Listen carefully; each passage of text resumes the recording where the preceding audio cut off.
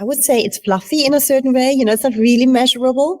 And what is not really measurable, companies, when they're tight on budget, they don't look into it because they want to have something where they know I take a consultant to do something with, I don't know, my inventory, for example. I know I will free up a 2 million or 10 million cash flow. I can calculate my return on investment. Whereas communication stays one of these things where you don't really know what impact it has. You can only experience it in a painful way when it goes wrong.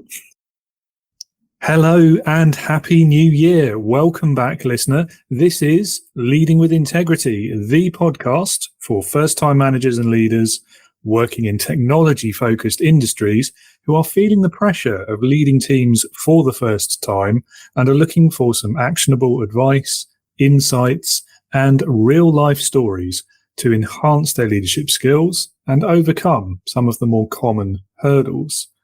And in this first episode of the year, we are kicking off 2024 by talking about communication.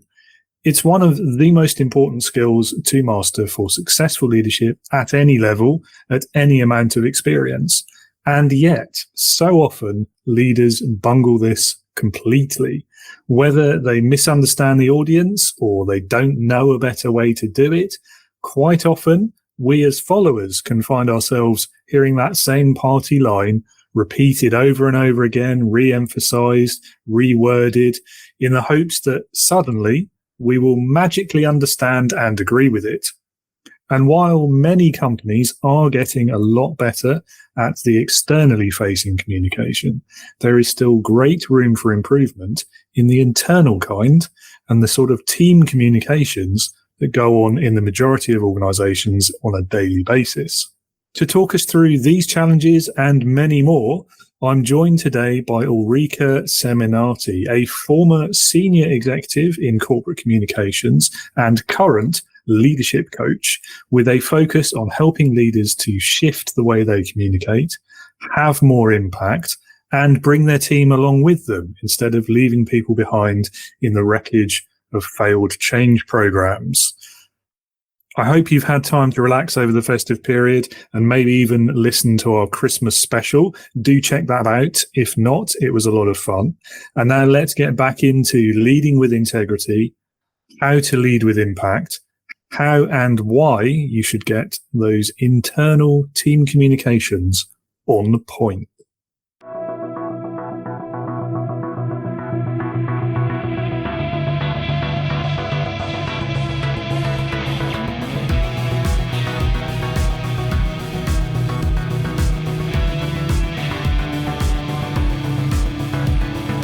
Welcome to the Leading with Integrity podcast. Leadership talk for the modern manager. With your host, David Hatch. Ulrike, thank you so much for joining me this morning from sunny Switzerland. It's a great pleasure to be on your show. Yeah, likewise. It's a pleasure to have you. And we'll kick off by really me just handing over to you for a few minutes to introduce yourself to the listeners, tell us a bit about what you do, your career history, and what gets you out of bed in the morning. So my career history is based in corporate communications. I've done that for 23 years as an employee, climbed up the whole career ladder until I reached a C-level position even, and was also myself in this famous ivory tower on the top. And through all these years, I did a lot of obviously corporate communications campaigns, around values and leadership behaviors and what have you, all the external stuff as well. But what I realized is how important leader-led communication is, and that this is actually where companies really struggle, because many leaders are not feeling comfortable with being a good communicator, or they believe that they will never be one, actually.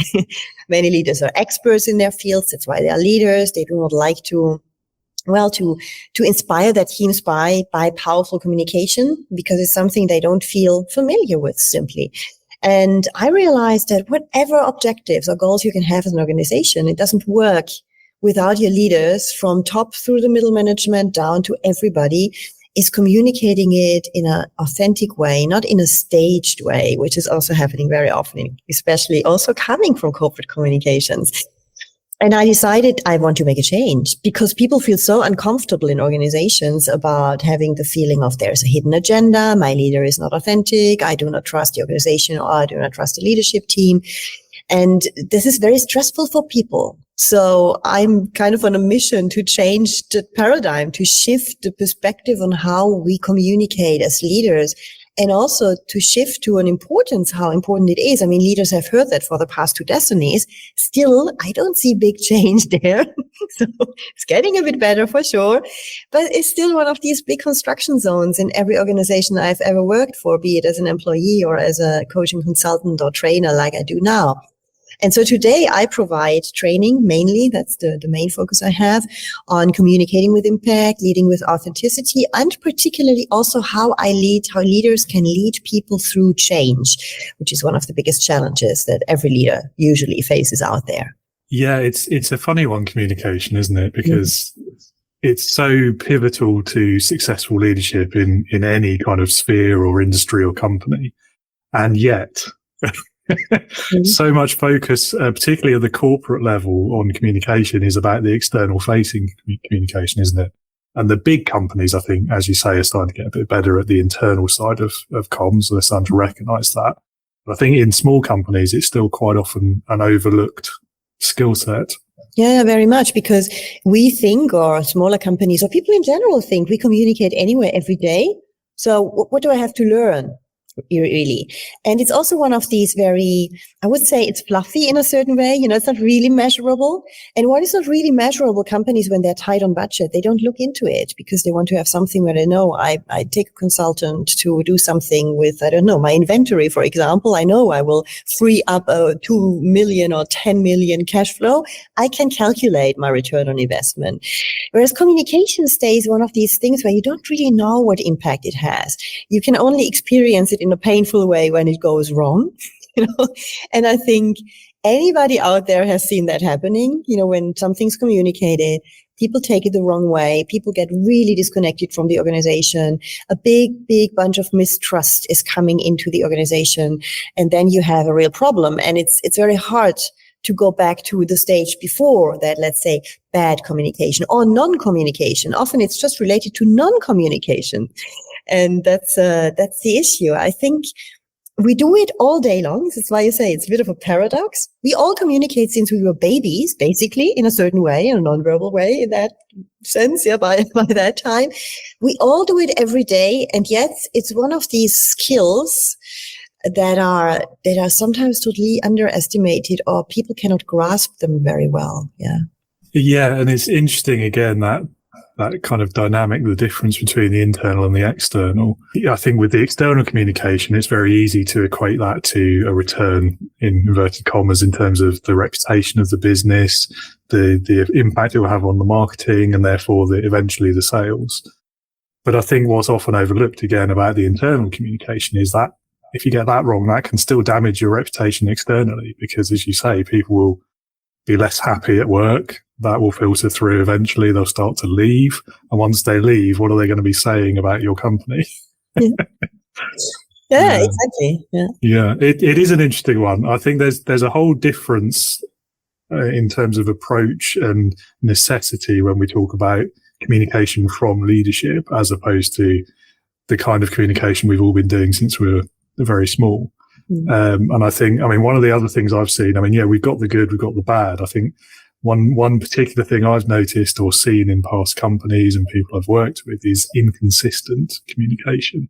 And this way that it's almost kind of by hierarchy sometimes, isn't it? About if you're not at a certain level, you're only allowed certain bits of information, and people sort of wrapping their arms around their secrets and all this kind of silliness. I'd be interested to hear some of your experience of that side of things. Have you seen that in the bigger corporates as well, or do you think that's more of a small company sort of problem? No, I think it's a hierarchical problem, as you say.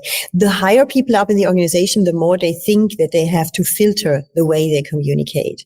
The more they think, I can only say this or that to the audience because the audience are all employees, for example, no matter if there are 500 or 50,000, there's a certain perception in the higher levels of what a normal employee can take in. And I think this is completely wrong. First of all, I think we underestimate our senior leaders, and I was one myself, and I did the same mistakes. So I shouldn't exclude myself in this. Think that people do not need more than the minimum information they need to carry out their job. And I think this is one of the absolute fundamental mistakes that senior leaders, especially C-levels and CEOs, can make. Because by this, they deliver just the tip of the iceberg, whereas they obviously know all the rest of the iceberg, when it comes to big decisions or even restructurings, which are the hardest decisions, obviously. Then they think we deliver the minimum of information so that people kind of get the why, and that's it. And once they are informed, as they are intelligent people, they will embrace it, but they won't. And senior leaders, the more you are up in the hierarchy, the more you have background information on these topics. The more for you things are logical that are not at all logical for all the others, because they do not have this background information. They don't have the whole history behind that. So they are coming just from a perspective of, okay, I got this information from my senior leader. Great. What's the hidden agenda? What are they hiding from me?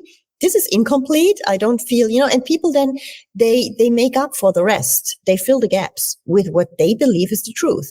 And this is how you start rumors and mistrust and a real disconnection from the corporate messaging. Because at the end, it's never really complete. But I think there's a big, big difference between being very, very selective on what you communicate and being just really more authentic also as a human being, and have that perspective. I communicate as a human, not as a CEO. Because first of all, that's what people see. They see a human. And if then you turn into this CEO persona, you create a huge barrier, and there is the disconnect, even before you have said the first word. So there's a lot in the communication piece when it comes from senior leaders, be it on what they believe about themselves, the beliefs that they have about communications as such, the beliefs or the habits that they have when they communicate to the whole organization. There's so much into it that I think we need to see differently and break to a certain extent to reshape it from scratch on a more authentic level that can make such a difference then at the end. There's a few things about it that have always kind of interested me, particularly about this sort of dynamic. I think the first is almost this kind of fear of sharing too much information, and this assumption that if you tell people the full truth, it's going to disillusion them and they're going to leave your business. And that kind of is a huge irony there, because in most cases, by doing that, you realize the outcome that you're trying to avoid. It's a kind of foible of human nature, I suppose, isn't it, as well, about, well, I've got this information, I'm inside the tent now, so that means I'm more important, so I'm going to keep it to myself, because otherwise I'm diminishing my own stature in the hierarchy. Yeah. And I think there has been a dramatic shift in the employee's perspective as well, particularly with all of the context of the last few years, which I talk about too much, so I'm not going to give name to it, but we all know.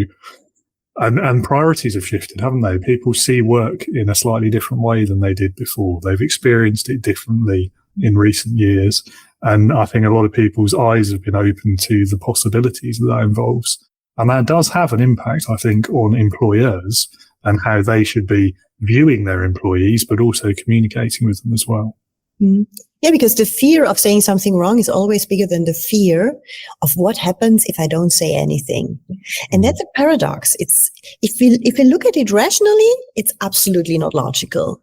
But I don't know, emotionally, we react exactly like that. Because for sure, we get rather told off by our colleagues or by the CEO.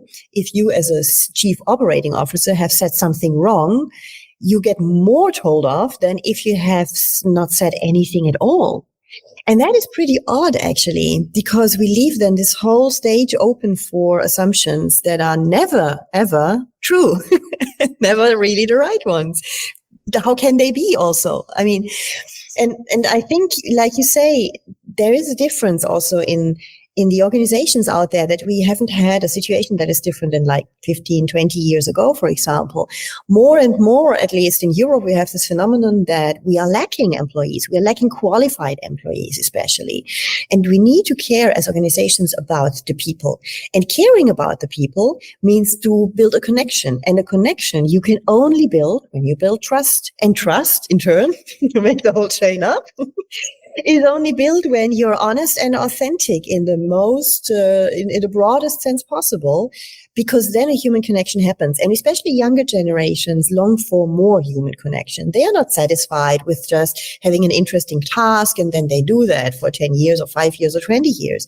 It's no longer like that. People need to be kept on board, and we need to learn as leaders how we address not only the head, but the heart. And for that, first, we have to shift our perspective from leading tasks or projects. If you're a very result-oriented person, which many leaders are, then you look at it like this automatically towards, I lead human beings, first of all. I lead human beings, and they also eventually carry out some tasks. But after all, the first thing I have to keep in mind, it's about human beings. And when you lead human beings, you do that differently than you lead tasks. You know, if you have a family, you will lead your children, if I may use that terminology, in a different way than you will lead your employees, because your children, you see them obviously as human beings, first of all. Whereas the employees, and there's always this kind of behavior that we have at work that we show, and that helps us to hide behind something, behind the role that we give ourselves, the image that we want to convey in a certain way. And that builds a lot of barriers. And how can people ever be encouraged, to show more of themselves, to bring in their full personality, if leaders don't role model it as well? And they have to take that, let's call it a risk, because it feels like that for many of them, to be bolder, to be more authentic, to show some vulnerability, even if they're used to show up as the perfect leader. I know it all. I have competencies, 30 years of experience, and you just follow me attitude. You need to go away from that to something that is just more connectable, I would say. Yeah, very true. And I think, even if we did take that kind of the result-oriented approach, and we only think about really reducing it to what do people absolutely need to know, even then, and even like 20 or 30 years ago when that was the norm, it still wasn't, I think, the best way to do it. Because, we've alluded to it already, but context is really important. And if you want to really be able to leverage the creativity and the ideas and the innovation of all of your people, then you've got to fill them in on the context, the full picture of what you need them to do, why you need them to do it, what the wider goals and strategy are. Because if you don't do that, if they don't have that context, it is so much harder to find new ways of doing things or come up with a new idea for a process or a product or a better way to serve a customer, because you've only got that one sort of track of information. You don't have the whole picture, the whole railway, if you like. That's a bit of a clumsy metaphor, but you know what I mean, hopefully. Yeah, I know what you mean. I absolutely know what you mean, for sure. Yeah. We've mentioned trust as well, and I think we're talking really around this idea of building buy-in as well in the employees, in the culture, in the team.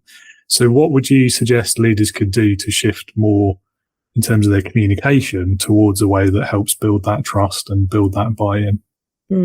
So there are two different dimensions between trust and buy-in, in my opinion. Trust is really built on a human-to-human level very, very much. It has a lot to do how honest you are, how much you are stable in how consistent actually you are in how you are. Yeah, not one day you're angry, the other way you're super relaxed, and people don't know who you are at the end. Yeah, so it's about consistency in behavior, obviously, but also a lot about being more open, more bolder, more authentic, more of yourself at work. That's building trust over time. And obviously sticking to promises is kind of a no-brainer, but sometimes it's not possible. But then it's also about being open about it. Okay, I promised you that 6 months ago, and I was really believing that I could deliver it. But finally, something else came in the way, and that is what's happening in reality all the time. But being open, again, more transparency leads to more trust, for sure. Less transparency always leads to mistrust, always leads to the suspicion of having hidden agendas, and that's not helping. Buy-in is different. If you're trusted, it's easier to get buy-in. Yeah, it can even be an automatic reaction, but there's a bit more to it, especially when it comes to change, for example. Then trust is often not enough. People will not blindly follow you just because they trust you, because people also have their own motivations, they have their own fears, and when it comes to change, there's so much insecurity in that then many profiles, actually 70% of the profiles of human profiles worldwide resist to change. By nature, we are like that. Yeah. And if we are like that, like change resistant in a way, because we love to have stability and safety, then we will not change that, because that's on the bottom of our heart. We are like that. And it's important to understand as a leader, when you are coming from the perspective of, oh, I love results, I love to win, I love success, I love performance, I'm ambitious. And when you come from that perspective, then automatically you shape your message to the only person who will never get it, and that's you. So, yeah. And if you think what is logical to you must be logical to anybody else, you're fundamentally wrong, because it's not like that. And we all have experienced the fact that we were sending out, I don't know, a 2-line long email, so nothing, thinking, what can be misunderstood here? Nothing. And everything was misunderstood, or nothing came back, no reaction. So we always think that we have the logical view on things and that is the reality. And I think it's important to understand it's not the reality. It's just your reality. So you need to see people come from very different perspectives. And I think as a leader, if you want to create buy-in, you need to think like a sales manager, and you think about who's in front of me, what is the personality profile, what are these main key drivers. And there are very big differences between result-oriented people, safety-oriented people, people-oriented people, or people who love just new things, for example. If you go into these 4 big directions and understanding where you are, and then understanding why the others are, and then you get a first idea of how, or that at least, that you should communicate in a much more audience-oriented way, instead of coming from your perspective and thinking that's logical. Many leaders, what they do when they are not feel like their message is not landing, they say it again using even stronger words, but in the same direction. And they make it worse. Because if the first set of words, like, I used the example, performance, success, and all of that didn't land, it will not land if you reinforce that message. It will even scare people more. So you need to change the dictionary and think about, who am I speaking to? What do they need to hear? What is motivating them deep inside, in their heart, not in their head. In their head, they understand you. But the head is not the thing that will help them go with you on a change journey with a very uncertain outcome. You need to touch their heart. Yes, I think there's a lot to unpack there, but I think there's two aspects I think I'll mention. One is, if you're going to do that successfully, you have to really know and understand your people first. And that brings us to what I think is the most important aspect of communication, which is listening. Asking the right questions and then listening to the answers and really taking that on board, which is, again, something that a lot of leaders, a lot of managers struggle with. And I think the second aspect, I think that's quite interesting to me as well, is this idea of authenticity, and the kind of the other side of the coin with vulnerability is something that a lot of leaders really struggle to do. They feel, particularly the sort of later career leaders, shall we say, I think if they've got to that point in their career without having done that before, it can be a genuinely really scary thing to try and do.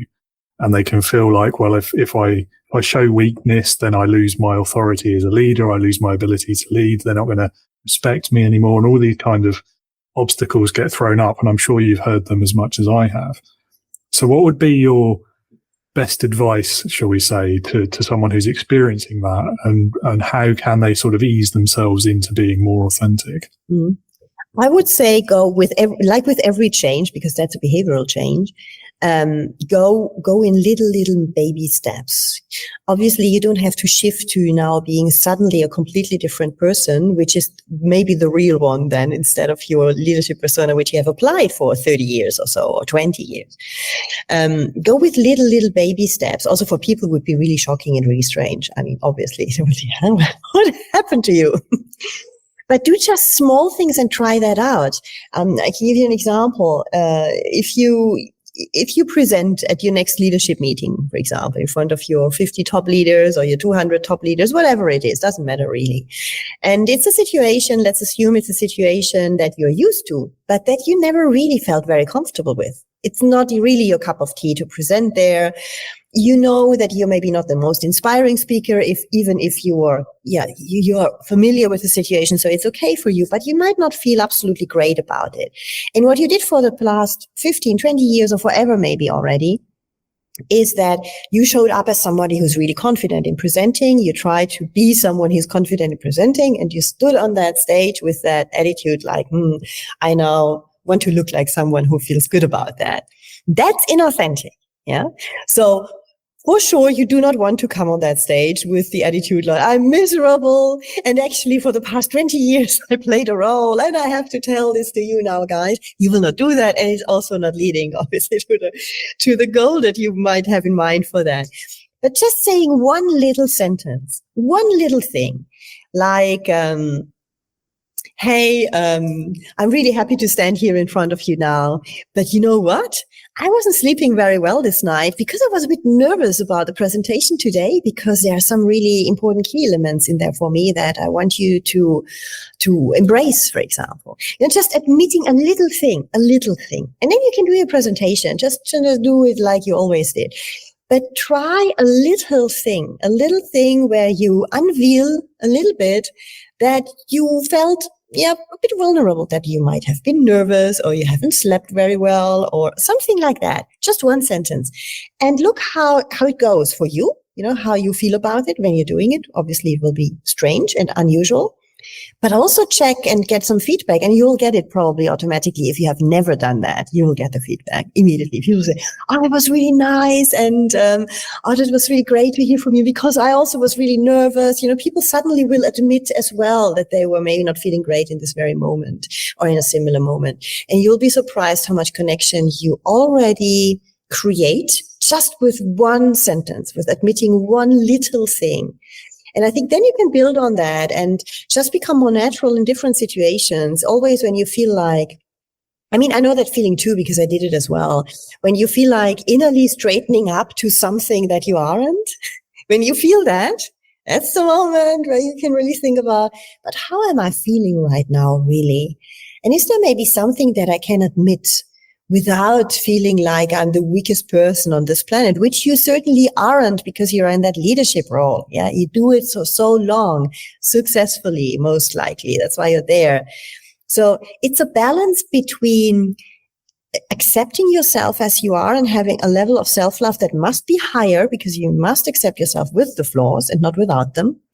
And then being able from that perspective to show some of them here and there and to see how it goes, mini baby steps. Try it out and shift a little bit more into a warmer direction, a warmer personality that you are inside of you. We all are somewhere, and you have to dig it out, maybe deeply dig it out for some who have buried it for such a long time. Yeah, I think that's good advice. And I think the public speaking example is especially powerful, because it's so common that people are afraid of that. So you're going to, probably 9 out of 10 people in the room, if you say something like that, are going to immediately empathize with you because they've probably been there or they have that same fear. So yeah, and I think that speaks to the other powerful aspect behind authenticity. It's about building trust. It's about gaining respect, of course, but it's also about two-directional empathy, isn't it? It's you empathizing with what others are going through, and then them understanding better what you're going through and empathizing as a result as well. So yeah, I really, really like that. So moving on to another question, we've talked a bit about change management already and the human nature of resistance to change. Is there a secret to getting that right, do you think? I think the easiest thing, and certainly the most powerful one, is to look who you are speaking to. Like we mentioned that before. You need to know your team. If you don't know your team, because you speak as a CEO to 50,000 people, then you just go with some kind of statistics. Like I mentioned before, 70% of your population, and if you're in a regulated industry like pharmaceuticals, for example, it might be even 80 or 85% of your population, are change-resistant people who love stability.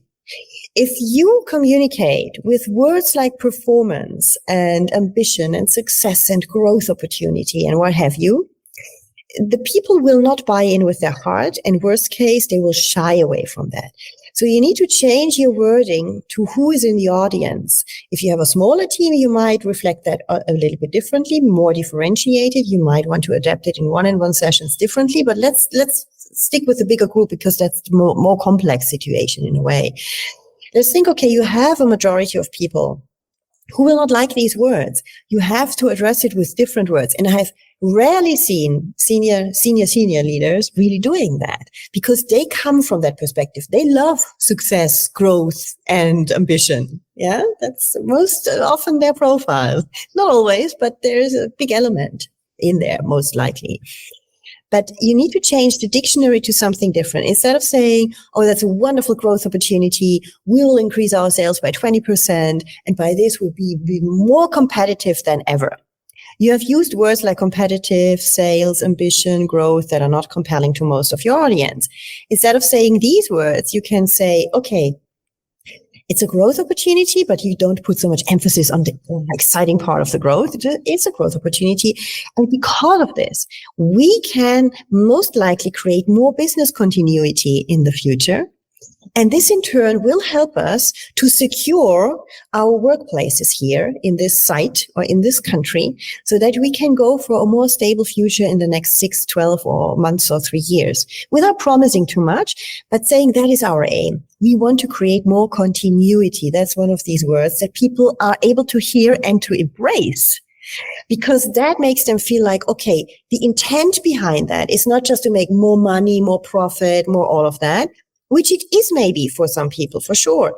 But it also has a side effect. You know, when you come from the growth perspective only, you see it as a side effect of business continuity, a certain stability within the change. And the change creates some stability over time again. So with that idea in mind, it's a totally different way of how people will understand what you're telling them right now. And it's not about lying. You can really say it in a way that you say, okay, I love it because then it's authentic again. I love it because I see a wonderful growth opportunity there. But I can imagine that for you, what's in it is it's about continuity. You know, you can phrase it like that so that it makes it stays authentic. You tell them literally that you step into their shoes, and you can also see it from different perspective. And there are different aspects to this change than just the growth aspect or the competition aspect that is in there. I think there's another dynamic or aspect to, particularly when we're talking about change programs and change management. And there's it's the perception, it's the way people might feel about it. Is the change being done to us, or is it being done by us or for us? And I think there's a communication aspect to that, definitely. But also, how can you actually involve people in the change? I mean, that's a really great way of getting buy-in straight away, isn't it? Is if people feel like they're part of it. They're implementing it, what they think, their thoughts, experiences, opinions will have an impact on the nature of the change and how it might be implemented. That is a very powerful thing to do. But it's also really easy to do in a small business or a startup where you've got maybe 10, 20, 30 people or fewer. How could you do that in a massive corporation with 50,000 people across the world, for example? Yeah, it's a shift of perspective on it, because in big corporations there is a culture, different cultures obviously, but what most of these cultures have in common is that we expect from leaders, especially, or future talents, that they have a growth mindset and that they are agile. And this in turn, for 70% of the population, doesn't feel authentic and is not authentic to them and will never be. And I think we have to accept that.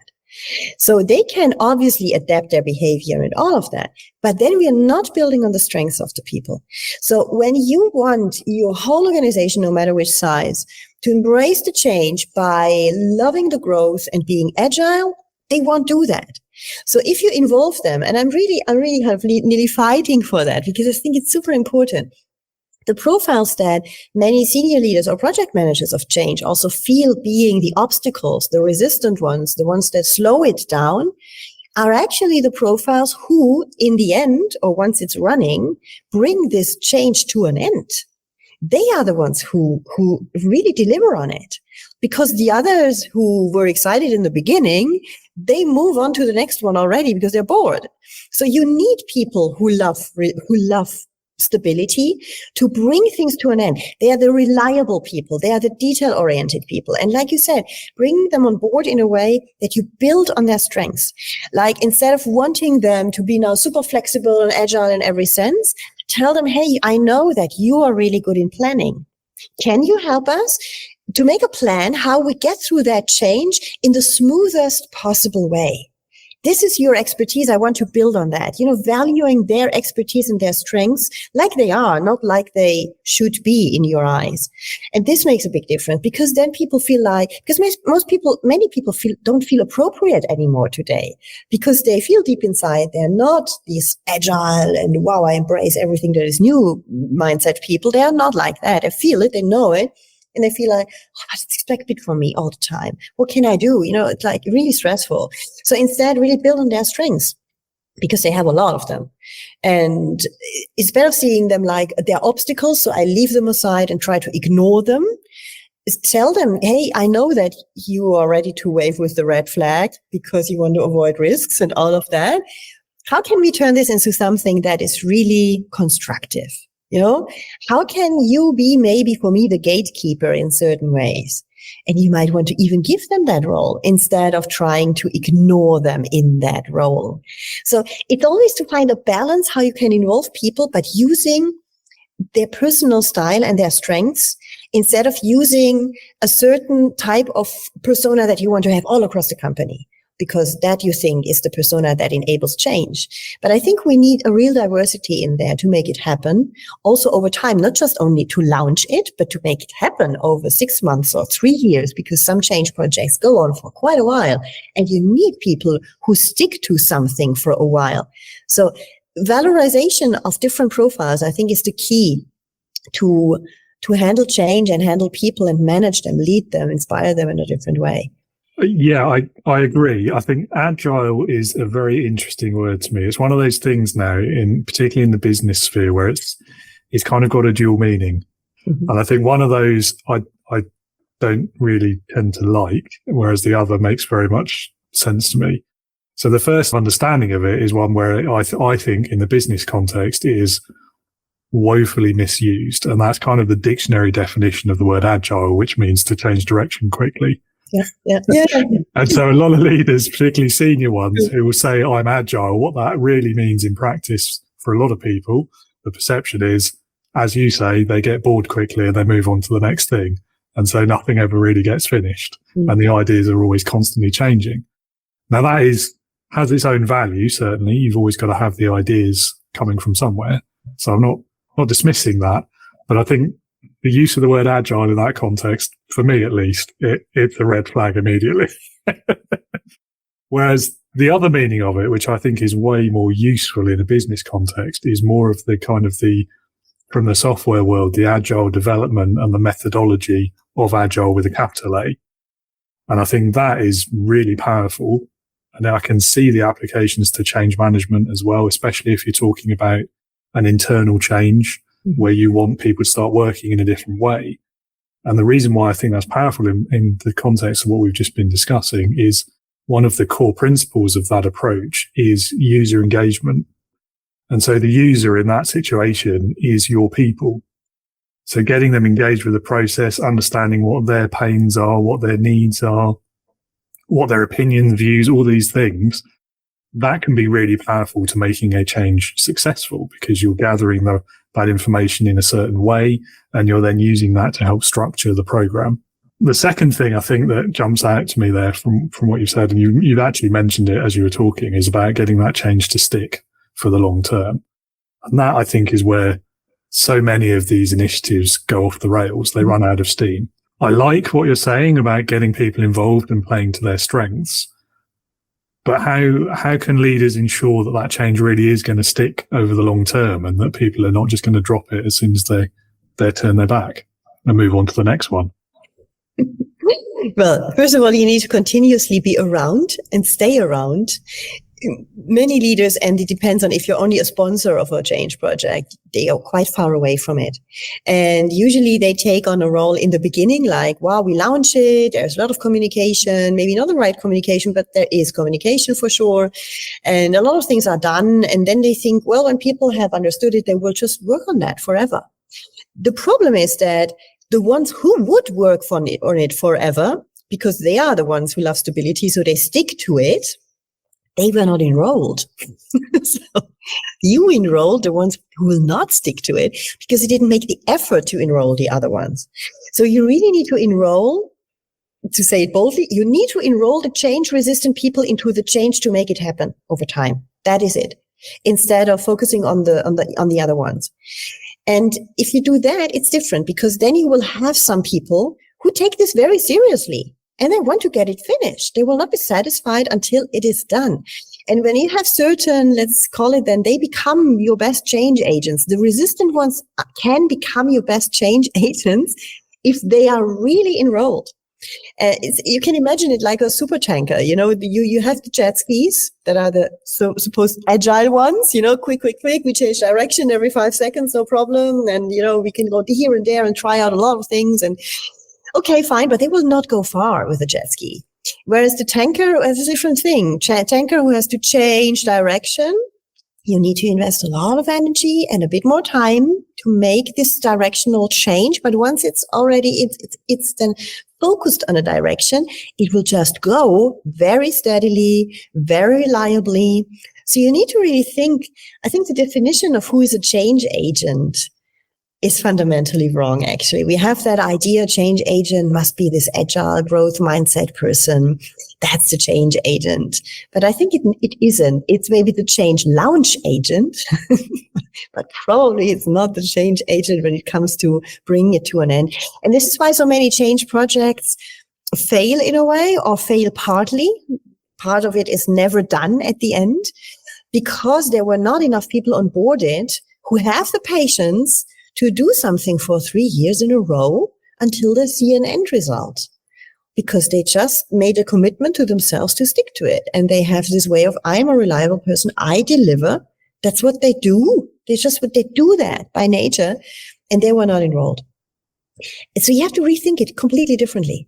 Yeah, I guess it goes back to what we were saying about buy-in, doesn't it? I think if you've got them bought into what the change is, then they're more likely to stick with it, because, as you say, they've made that commitment to it. Whereas if you've not really convinced them of the value of it, if they've not bought into the idea of it, then really the first chance they get, they'll go back to the way they were doing it before, because in their mind, that's the way that works. Yes, exactly. Which is a kind of proven way, but maybe an outdated way. Yeah. Yeah. And I think I've been that person, so I can certainly sympathize. Yeah. I see. Yeah, but that's exactly it. Yeah, I think it's really a shift in the perspective, how we see change, how we see communication for change, and how we see people in change. You know, how we see who creates value and when. I think there needs to be a shift, and with this, people would feel just much better with it as well, because then they would feel like, okay, I was seen for my strengths. I was at least like consulted on how to create more stability, even that wasn't on the agenda at all of those who communicated first place the change, because that's maybe that's not on the agenda usually, because it's the exact opposite. But I think we need to consider these dimensions, because at the end, I mean, even from a Maslow's pyramid perspective, safety is one of that's the fundament of everything. And some people really need a lot of it. Most people actually need a lot of it. And we cannot change that. Maybe human evolution will be different in 50,000 years, but that's approximately, I think, the time we need to wait for that, if it ever comes. Yeah. Well, yeah, who knows? So, we don't have that wiring. We are not set up for that. We are mentally not set up, or our brain is not set up for the world we're living in. Yeah, it's not. It has evolved so quickly, the world, not the brain, that we're just not set up for it. And we see danger everywhere. That's how we are wired. And this is why there's resistance out there. And thinking that we can just do as if it doesn't exist doesn't work, because then people just resist. That is the easiest way to do. Like you said before, it's better I go back to the old way, because that worked so far. That's where I'm safe. The rest, forget about it. Anyway, in 3 months, they will come with the next change project, and then the next in 6 months. Why should I even buy in? And that only happens when they are involved. You need to involve people, and that's work. That's why I say that leader-led communication is so important, because it's not just coming from the top. That's also important, but comes as a message. But then also giving the possibility to your middle managers to translate this to their people, how they need to translate it, because sales and marketing teams are very, very different from financial teams or regulatory teams or IT teams, for example. You have different personalities in there. They need to hear different words. They have different motivations. So you need to really help your middle management leaders to be able to understand these differences, to understand themselves first. I always start with the I dimension. You need to understand yourself first. If not, you cannot understand others. You cannot put it in perspective. And help them to understand that. So many middle management leaders never had training on this, for example. So they don't know. They read a few books, maybe, if they're interested in this topic, or maybe went on a LinkedIn course or something like that. But it's very hard to embed this into your way of being and to shift your way of thinking and to get into this mode of, yeah, I really, really work with my people. I do not just speak to them, I speak with them. And what you said before, the listening skills are so important. But then also, what do I do with what I have heard? Am I selective with that and only hear what I want to hear? Or am I really able to listen, to understand? And by this, have some conclusions on how I can communicate better with people around me and people in my team. So there's a lot, like you say, to unpack, a lot. But I think if there's one takeaway from our discussion, I would say really the takeaway would be you need to work on it. It doesn't come by itself. Good communication does not come by itself. There are a few gifted people, and it's a mini minority that is really gifted in how to communicate in an impactful way, in a way that really, really gets through to people. But most have to learn it, and you just have to invest some time and energy. But it pays off, really. It pays off a lot in terms of how people collaborate with you and how much they actually deliver at the end in terms of their knowledge and input and ideas, and all of that comes with it as well. Yeah, indeed. Just one more thought on change management before we move on. And it's something you mentioned just then when you were talking about the not bought in and the way the kind of the dismissive, I'm not going to bother because they'll have another change program again in 3 months. And that made me think of this problem of change fatigue and that whole other aspect around not just managing each individual program, but actually the series of programs, the strategy, the how many changes in a year are too many, and having that in the back of your mind as well could also be quite an important tool, I think. Mm-hmm.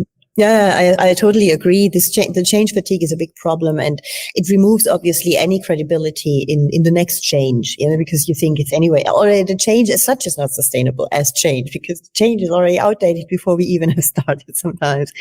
And indeed, it sometimes is. And I know that when people then say, why should I? I mean, anyway, in a few weeks, if I ignore it, in a few weeks, it's over already and we have something else on our table. So I think when you come to that stage, and many organizations are in that stage, you really need to think as a leader, and especially in the senior roles where you do the strategy, what is really worth fighting for and what is not. What has really long-term effects on our organization, on our competitiveness for sure, on the success of the organization. That's why you're senior leaders. But fighting the right fights and not the ones where you think, oh God, yeah, okay, that's a little thing. Because we optimize in every corner, and there's so many new things coming now that I think it's very important to get into a dialogue. And, we have often now committees in companies who care about diversity and inclusion. That didn't exist 10 years ago at all. Now it exists in every big organization. Why not having more people who help people get through change? Platforms where people can express their frustration as well and say, hey, this is just too much. Sometimes people just need to be listened to, seriously listened to, and not just on the surface. Yeah. Why not creating more space for that? Because when they get off this frustration, then they can create a bit more energy again to something new. Sometimes people stick so much to that thing because they have never expressed it that it just goes all over and harms every single thing they do, and they get into a very passive way of working. Yeah, 100% agree. There's this kind of phenomenon, isn't there, of almost like stigmatizing negativity to the point that, we don't want to hear your bad thoughts about it. And And you're right. I think people sometimes just need to be heard, need to have the opportunity to vent even sometimes. Yeah. Because if you don't hear out the negatives, if you just say, I only want to hear nice things about this project, then all that really happens is they internalize that. And then, as you say, all of those things then happen. Yeah, exactly. Because it's permanently in their brain. Yeah. It's running like a little chatterbox that is negative in their brain about exactly this project. So I think it's about, in coaching, you would say it's about getting out of the victim mode, but you first have to allow at least to blame, or I once heard years ago, I don't know who said that, blame yourself once and then move on. Okay. So yes, blame once indeed, because you need to get it out. You might be super frustrated about it. You need to be able to say that somewhere, that somebody listens, not only your partner at home at lunch or in the evening, but maybe somebody at work, who's relevant to this as well. And then people have a much more open mind to move on, to get out of the victim mode and more into, okay, how can we do something to navigate this in a way that suits better to us as a team? What can we do? Even though there are limits to it, but there's always a bit of space where they can do something. And what is that? Yeah, absolutely. Absolutely. What would you say is the biggest leadership lesson that you've learned in your career so far? For me personally, it was about being authentic. What I mentioned before, this is why I today do authentic leadership training. Because the fact that you are not, because you think you have to fit into something, means that for yourself, you never feel good enough, because you tell yourself by this permanently that your true self isn't good enough, which means you diminish your self-esteem, which means you diminish your self-confidence, and you create a negative spiral around being authentic because you think you're not good enough. So you're not authentic. And in turn, less self-esteem and so on. Yeah. And there's a lot of energy that I put into that. And I didn't realize it back then. I just felt like, I have to be better. I have to appear as really professional. I was in some of my leadership roles, I was the youngest one. And then you feel immediately like you have to catch up with those who are 5-10 years older. And you feel like, I have to be different. And I think that's the biggest mistake. So for young leaders, it's very tricky because they have to position themselves in a way. They have to take some space in a way. And many think I can only do that if I impose myself in a certain way, which I'm not really. It's not really myself. So I think it's important to first of all understand, who am I? What are my real strengths? Not the ones that are popular out there, not the ones that my organization has in their leadership behavior list. I guess that's what we see there too. But mine, really, really mine. And how do I truly relate to that? How do I really relate to the values? What is the overlap for me, the authentic overlap in terms of culture and behaviors that is expected from me versus who I really am? And there is an overlap for sure. There is one, there's a big one or a small one. And building on that, be very conscious about building on that overlap, building on the strengths that are in this overlap, instead of just being someone else or copying someone is making, I think, a big difference. So that's what I see as a big leadership learning also in the early years, so that you immediately start on a really good foundation when you then grow, because then that means you grow with your true strengths instead of you grow into the next role and have even more doubts about your suitability deep inside of you and have even less self-confidence, whereas you need even more because it's a bigger role. So you create a lot of stress if you don't do that. And once you're there and you have done it for 20 years like I did, and you step out and you realize, oh my God, how stupid was that? How stupid was that? I was permanently overperforming and at the same time permanently afraid of being laid off because I'm not good enough. That's totally stupid. That's really, from a logical point of view, completely stupid. However, I know that many, many leaders are feeling exactly the same. And because of this, we do things that are not truly ourselves. We try to be different and all of that. And I think it's really important to understand your motivations, to relate to goals from your authentic perspective. And the why a goal is important or compelling might not be your why. And you need to work on your why and to understand why you're doing that, which is a totally different reason from what is told to you from your hierarchy. And you don't have to communicate that, but at least you have to know it. So that's what I would say. when it comes to being a good leader and not burning out inside because you're not yourself, you need to find this authentic leader in you. And it is always a balance between who you really are and who others expect you to be. And if there is no overlap, you really need to change the environment. You cannot thrive in an organization where there's no overlap, or a very, very small one. But when you're in an organization where you see there is overlap, then you can also show, the parts that are out of, I imagine that like an overlapping zone, that are out of that overlapping zone a little bit. Because you can stretch it then. You can start stretching things. And I think only when leaders start stretching it to a way that we feel that there are really diverse leaders who are standing up for who they are, who are standing up for their perspective, which is different, which is maybe not the famous agile one. Yeah. I think then things start to change. And I think then it becomes easier also to be just different than what we have seen as being the typical leader over the past 30 years. And only then I think we can speak about true diversity, and that people bring in their ideas, really their ideas, the full set, and not just the ones they think are the welcome ones. A long speech for that, but yeah. No, it's okay. It's actually a really lovely way of explaining that kind of authenticity problem. And I think especially in the context of the newer leader, the first time manager, or whoever that is in the kind of the early career stage, it is one of the biggest struggles, I think, because you've got that expectation, if you like, that's maybe not explicitly, but it's certainly heavily implied by the organization and the other leaders around you and above you, and people that you've always been working for before you got that promotion, for example, who will very much kind of dictate in your own mind, if nowhere else, what your leadership should look like. And if, as you say, if there is no overlap in our little Venn diagram of your values versus the business's leadership values, then that can be really difficult. And I think that's where a lot of people really get themselves stuck in that sort of burnout mindset. And you end up with all these kind of other problems. They're hating their job and probably not wanting to be a manager again for quite a long time after that job and stuff like that.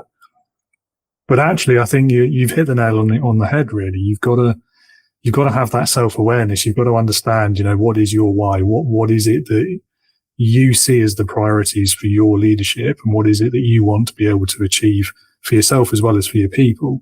And then once you understand that, ruthlessly, to be honest, if the organization you're within doesn't align with that, then you've got to go and find one that does. You've got to change the environment, as you say. Yeah.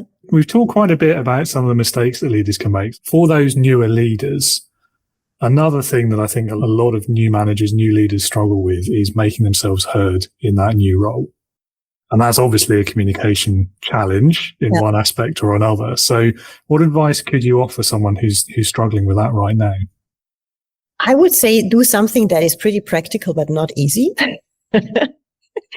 I work with my clients often on creating more presence, because when we are not heard, then it's oftentimes because we are so occupied with ourselves and our own carousel of thoughts that we do not radiate anything. And so people overlook us, literally.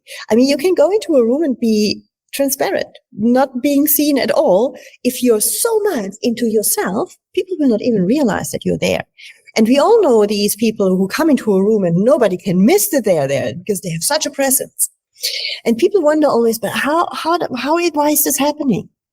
And what I realized is a very strong tool, and it's not easy to apply, but people can try to do that. It also to do something with listening, by the way, is a quite nice hint in there. But it's about being fully present in the moment in what is happening, and being aware that at this moment, for sure, all the thoughts in your head are going off. Imagine Imagine you present in front of a group, can be only 10 people or 5 people, normal meeting, but you have to present something. And when you do that presentation, while you permanently think things like, oh my God, have I put this on a slide? Oh no, there's a typo. Oh, I shouldn't have done that. And again, I haven't said this strongly enough. Oh no, I forgot that message. What was that again? And this person is looking oddly. Oh my God, they're really doubting. I'm sure that they are bored. Oh no, I'm really bad. This kind of thing. And when I say it, everybody recognizes this kind of thought stream that is actually going on while we speak. And because we do that, we certainly send out messages because we speak, but energetically, everything turns back to us. Everything that could radiate turns back to us because we are so focused on ourselves. We are so self-aware in the negative sense that we think of, oh, how do I come across? Do they listen? Full of self-doubts in this moment as well. And that is when people do not believe us. We lose all our credibility. Why? Because our body language shows that we are not convinced about what we are saying. We will automatically, if we stand, we will take 2 or 3 steps back. We start potentially even hiding, if possible, as much as possible behind the screen, if there is a physical one, or behind some kind of furniture, if there's any table we can be behind. We do these things then. Whereas when I say to people, okay, you cannot just switch that off in your mind, would be really great, by the way, if you could do that. But what you can do is to shift your focus. First of all, be a bit aware of what's going on in your mind. Listen a bit to you, because it first of all creates some awareness of the amount of self-constructive thoughts you have in that very moment when you're not heard. You have a lot of self-constructive thoughts that are nourished by the fact that you are not heard. That confirms it again. But shift your perspective in the sense, I want to listen to my audience.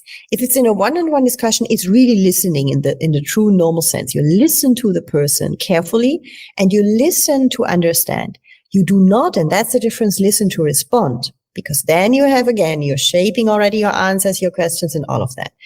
In a meeting where you sit around a table, it's exactly the same thing. If you think about your response because you feel the pressure, I need to say something intelligent now. I need to ask a clever question. Yeah. Because especially as a young leader, a young person, you think that. In this very moment, you're not listening. That means you're not present. Yeah. That means people will not realize that you are there. For sure, they see you. But when you then start speaking, the chance is high that you get interrupted. Somebody else is speaking at the same time and you will shut up. And we all know that situation. And that happens because you were so much occupied with yourself that you didn't create any energetic presence in the room. So just have the courage to have a blank, to spontaneously say what comes to your mind right then. Because if you carefully listen to what is really going on in that room, also listening to the, nonverbal cues, understanding if there's tension between some people or buy-in from others, we see that if we want to see it. We see that really. So if you're really there to understand the discussion in all its dimensions, you will automatically come up with probably quite a good comment or answer to it when you have the opportunity, and you will be listened because you were there. And if it's in a big group, well, you don't have people speaking to you. You speak because you present in front of these people, or even if it's just 5 and you present, the others usually don't say anything. But they convey a lot with their nonverbal communication. They convey a lot. And try to shift your focus on, instead of having this thunderstorm in your head, shift towards looking at them, creating eye contact, asking a question here and there, listen really to the answers, create connection, shift always the focus to creating connection, not to presenting, not to sending a message, not to appearing in a way, but to create connection. Think bi-directional. Think like that. You want to get something back. What is this? What you get back? And that helps you to not to be too much in yourself, and that creates more presence. And that helps you in turn to be heard, because if not, you're not heard. Yeah, I mean, a lot of great advice there. The catch-all, the heading, if you like, of building more of a presence, I think is really the core of that and the best piece of advice there, because I mean, as you say, it's giving people a reason to listen to you almost, isn't it? Which, a lot of us would assume because of the role that you hold, you're automatically entitled to that. But That sadly isn't always the way people work, is it? No, we respond to these nonverbal cues. We feel that energy. Yeah. I mean, consciously, many people don't feel it. They have no clue. They would even deny maybe that this is there, but it is there. And yeah, we feel that. We feel presence or not. So just be there. Be in the now, the famous now.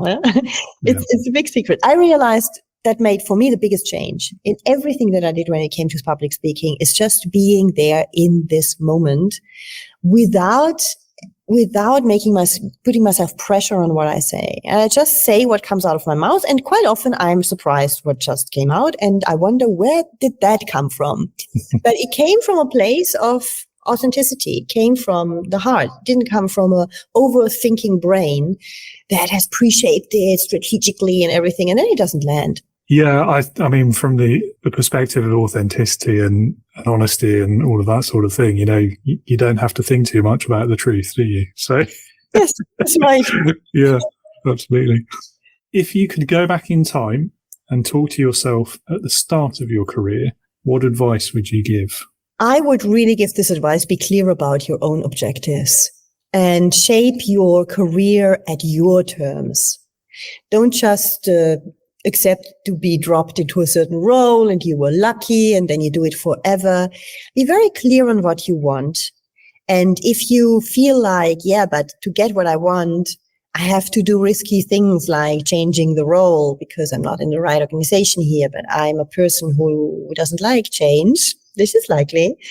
Don't stay there. And to not stay there, you need to be, again, really be clear on who you are and understand, yes, I don't do that because of the safety idea. But finally, maybe I can look at this from a different perspective. And finally, if I look at it very carefully, I may be safer in a new place, which I don't know because it better fits to me than the place where I am right now. So try to find your motivations for yourself, for every goal that you have. Some goals are for us just the logical ones because we need to achieve them to go to something else then later. And maybe we don't feel very much emotions about this first goal, for example.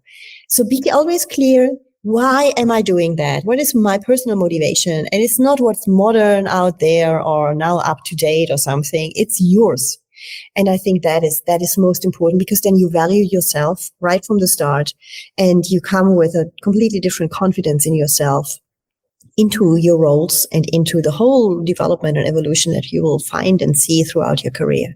Love that. Yeah. It's very similar to building that self-awareness early, isn't it? And part of knowing yourself is knowing where you want to go, as you say. So yeah, not many people do that, I suspect, even at later stages of their careers, let alone right at the beginning. Yes. Yeah, absolutely true. Absolutely true. Yeah. So great advice for whatever stage of career you're at. Yes. Leadership Heroes. Okay, well, time's been flying, so we're obviously having fun. And I've only got one last question for you, which is my favorite question. So I ask everyone this same one. And it's called Leadership Heroes. So if you had to pick one person, and they can be anyone you like, it could be alive, dead, past, present, real or fictitious, who in your opinion would perfectly embody leadership, who would that person be and why? I was thinking about that question and I couldn't find an answer. You know why? Because I think it doesn't exist. I think the perfect leader doesn't exist because actually the perfect leader would be such an intangible persona that it just won't work.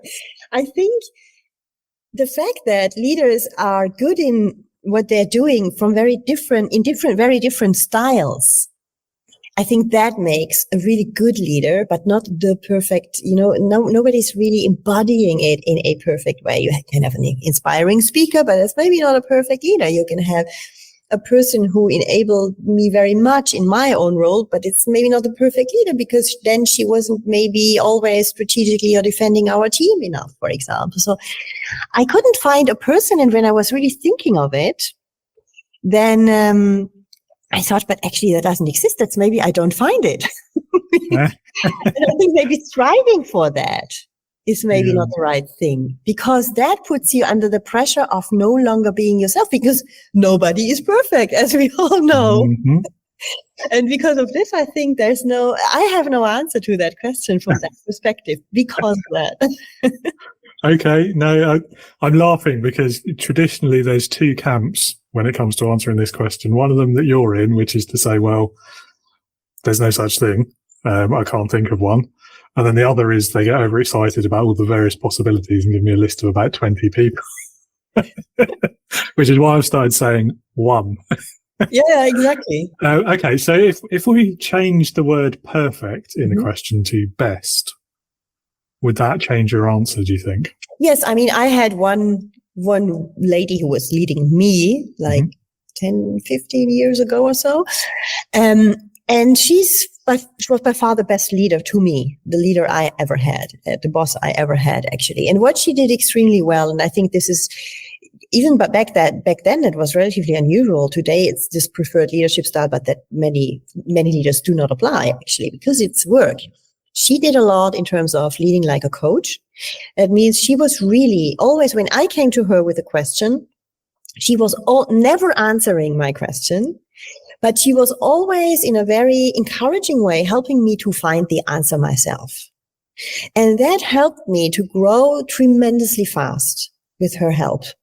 And I think this is a wonderful way of leading it. And she did it in a very natural way and in a very friendly way. You know, somehow I felt safe with her. At the same time, I didn't feel like being observed if I now find the answers, because they can go wrong.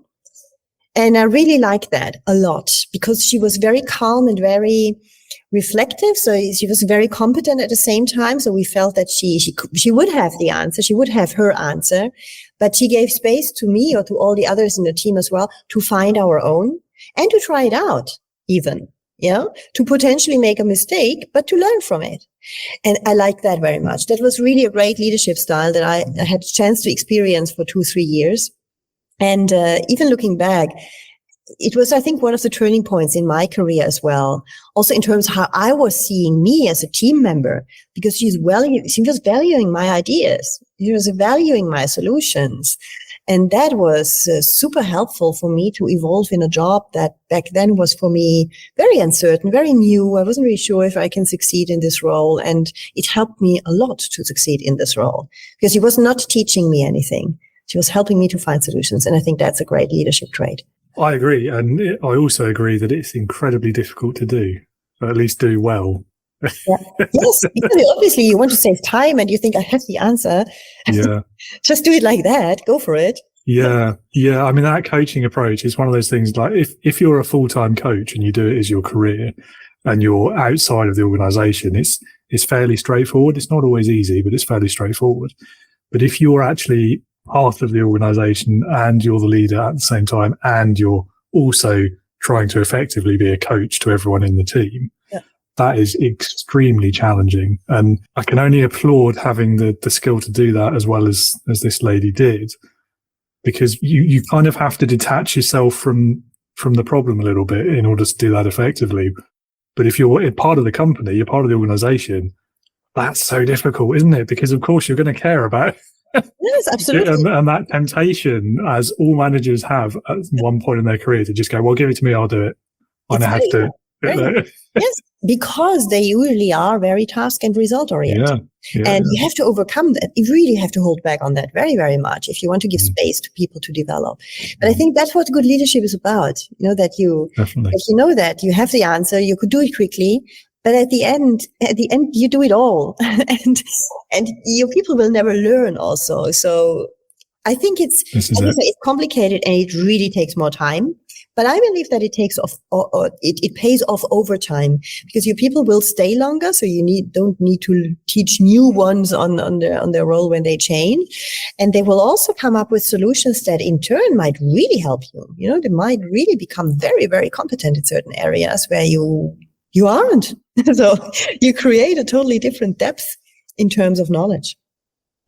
Yeah, definitely. I think it speaks to one of the things I think that is a big difference between good and bad leaders as well, which is it's almost like this question of dependence versus independence, isn't it? Yes. And if you're the sort of leader that if you're not there, the team can't get any work done because they're completely dependent on you for decision making or direction or whatever, then ultimately you're not really serving them yourself, or your organization, because you're creating that choke point, aren't you?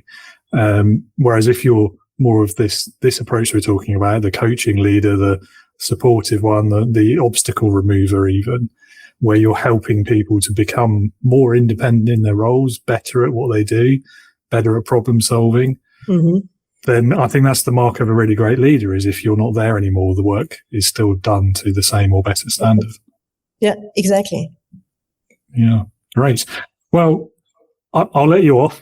I think we did answer the question eventually, so well done. Thank you. I totally see where you're coming from with the word perfect, though. That's partly why I put it in there, just to see what people say. So, and we're pretty much out of time. So the only thing left to ask you really is if any of the listeners, and I'm sure many of them are, interested in learning more about you and what you do, and perhaps working with you or reaching out, is there a website or similar that you'd like to point them towards? Yes, so it's my name, complicated, unfortunately, ulrikeseminati.com, ULRIKESEMINATI.com. And there you can find programs for businesses, because I do in-house trainings for sure, and coachings and keynotes, but also programs for individuals that will start in February. Where it's about little 90 minutes sections where people can have little trainings on communicating with impact, for example, using nonverbal cues for impactful communication, leading people through change and all of that, touching on many things that we have heard today, but going into doing this in terms of training and exercises. Lovely. Well, it all sounds great. And I'll put that website in the episode description as well, so people can click on it and they have to remember how to spell anything. Yes. Which is always good, I think. It's always, yes. My name is like really not easy. Well, with everyone's though, listening to it on a podcast as well and then trying to remember it all is, it's just easier to put the link. Excellent. Well, thank you so much for being with us this morning, Ulrike. It's been great talking to you. I've really enjoyed the conversation. I hope you have as well. Yes, I did. It was fantastic to speak to you, and we went into a lot of different dimensions. We did, didn't we? Yeah, it was good. Really enjoyed that. Well, thanks again, and have a great rest of your day. Yeah, you too. Thank you. That was an extremely useful conversation. Loads of great experience there and advice for how to improve communication in your organization. And I hope you'll be making good use of that. I know I will be.